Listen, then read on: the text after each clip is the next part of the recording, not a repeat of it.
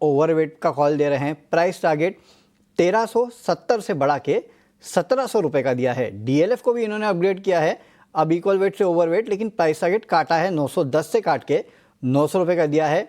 Godrej properties, इसको इन्होंने downgrade किया है, ओवरवेट से इक्वल वेट और प्राइस टारगेट काटा है। और ओबेरॉय रियल्टी को देखेंगे तो वहाँ भी प्राइस टारगेट काटा है। सर, रियल एस्टेट में खासकर प्रेस्टीज, डीएलएफ, इनमें क्या करना चाहिए, और गोदरेज प्रॉपर्टीज और साथ ही साथ ओबेरॉय रियल्टी, इन चार पे अपनी राय बताइए। सर, आपको सबसे ज़्यादा कौन सा पसंद आ रहा है? आई थिंक डीएलएफ के और प्रेस्टीज दोनों फॉर्मेशन काफी प्रॉमिसिंग है, और उसके साथ ही मैं पोजिशनल पॉइंट ऑफ व्यू से बाइंग साइड के व्यू के साथ जाना चाहूंगा। द रीजन बिहाइंड दैट, एक तो एक डिसेंट फॉर्मेशन है, अगर हायर हायर लोस कंफर्टेबली लग रहे, नए हाइज भी लग रहे, तो भी इतना बड़ा सेलिंग स्टॉक में नहीं दिखने को मिल रहा है आज भी। अगर हम प्रेस्टीज के बारे में देखेंगे तो सुबह के ओपनिंग के बाद अपना अप ट्रेंड बना के रखा है, तो ट्रेंड के साथ जाना चाहूंगा। ये मुझे लगता है ये कंटिन्यू रहेगा, तो कहीं ना कहीं ये 1600 की तरफ बढ़ता हुआ चार्ट्स पे दिख के आ रहा है।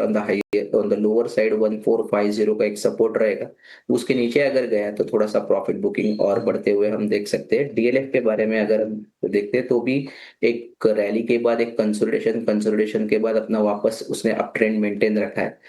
कंसोलिडेशन का सपोर्ट आएगा अराउंड 765 के आसपास, अगर उसके ऊपर रहता है तो ये जो बुलिश सेटअप है वो कंटिन्यू होगा। ऑन द हायर साइड 820 830 तक के लेवल स्टॉक में देखने को मिल सकते हैं। दूसरा, आपने ओबेरॉय रियल्टी के बारे में पूछा था, ये थोड़ा पीछे रह गया स्टॉक, बाकी स्टॉक में जितना पॉजिटिव मोमेंटम आया था इतना आया नहीं है। ये मंथ में भी अगर मैं सीरीज में देखते तो 3.65% का रैली हुआ है, अभी भी वो एक रेंज बाउंड सेटअप में अटका हुआ है। ब्रेकआउट के लिए जरूर ध्यान रहेगा, अगर ब्रेकआउट आता है 1770, ये ब्रेकआउट लेवल रहेगा शॉर्ट टर्म में, तो ये ब्रेकआउट अगर आता है तो स्टॉक में बुलिश मोमेंटम और बढ़ने के चांसेस ओबेरॉय रियल्टी में दिख के आ रहे हैं। फिलहाल तो वेट एंड वॉच का अप्रोच रहेगा, बट ब्रेकआउट लेवल्स के ऊपर ध्यान रहेगा। ये राय आती हुई पूरे के पूरे रियल एस्टेट स्पेस पे, लेकिन अब वक्त हो चुका है मुनाफे के ऑप्शन का।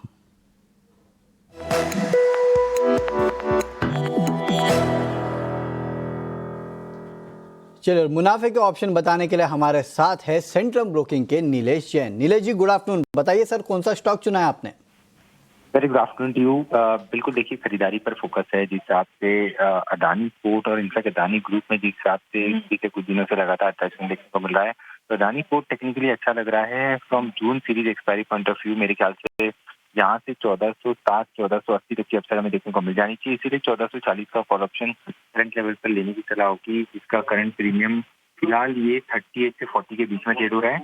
का स्टॉप लॉस कितना होगा? पहला टारगेट 51, दूसरा टारगेट 60 का होगा।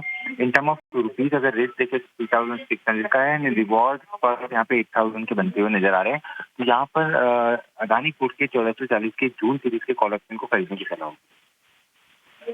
ओके, शुक्रिया नीलेश जी हमारे साथ जुड़ने के लिए और ये बेहतरीन स्ट्रैटेजी हम तक पहुंचाने के लिए। तो अडानी पोर्ट्स यहाँ पे आपको खरीदारी करना है, 1440 का कॉल ऑप्शन, 51 से 60 के लेवल देखने मिलेंगे, 31 रुपये का आप रखेगा स्टॉप लॉस। लेकिन हाँ, क्योंकि एफएनओ का ट्रेड है तो एक डिस्क्लोजर हमारा सुन लीजिएगा, एक तो स्टॉप लॉस जरूर रखना है, और सेबी की स्टडी कहती है कि एफएनओ ट्रेडिंग में 10 में से 9 लोग नुकसान करते हैं।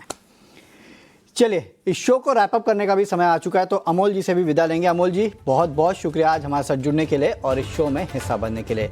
इस शो को रैप अप करेंगे, लेकिन अगले शो के लिए आप बने रहिए ET Now स्वदेश के साथ।